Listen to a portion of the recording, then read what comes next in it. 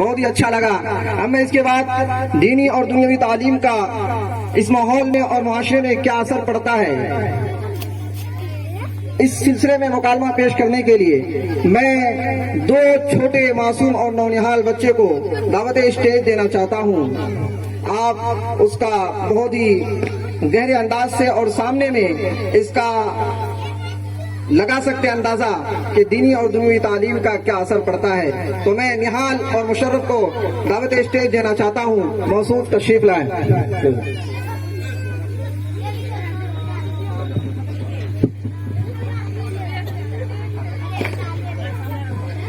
السلام علیکم ورحمۃ اللہ وبرکاتہ. وعلیکم السلام ورحمۃ اللہ وبرکاتہ. خیریت تو ہو؟ اس وقت یہ بیگ ویگ لٹکائے کہاں جا رہے ہو؟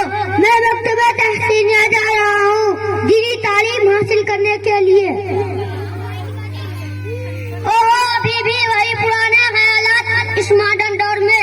آپ دین سے اتنی دور کیوں ہے جبکہ آپ کا گھرانہ دیندار ہے؟ آپ کو دنیاوی تعلیم کے ساتھ ساتھ دینی تعلیم بھی آتا ہے کیا؟ ہاں مجھے بہت کچھ معلوم ہے. تو بتائیے پانی پینے کی سنتیں کتنی ہے؟ نمبر 1 گلاس میں پانی بھرنا. نمبر 2 پورا پانی پی جانا. نمبر 3 ایک ساتھ میں پانی پی جانا. بس بھائی آپ کو تو اتنا بھی نہیں آتا ہے. میں بتاتا ہوں پانی پینے کی سنتیں کتنی ہے. پانی پینے کی سنتیں 6 ہیں. نمبر 1 دائیں ہاتھ سے پینا. نمبر 2 بیٹھ کر پینا. نمبر 3 دیکھ کر پینا. نمبر 4 پانی پینے سے پہلے بسم اللہ کہنا. نمبر 5 3 سانس میں پینا. نمبر 6 پانی پینے کے بعد الحمدللہ کہنا. آپ نے بڑی آسانی سے سنتیں سنا دی. یہ سب آپ کہاں سیکھے ہیں؟ یہ سب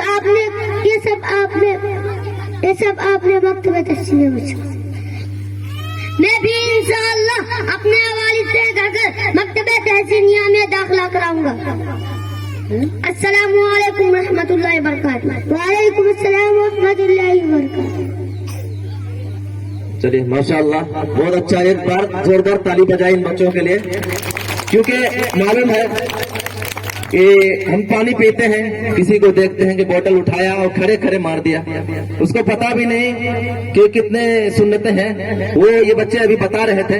اب آئیے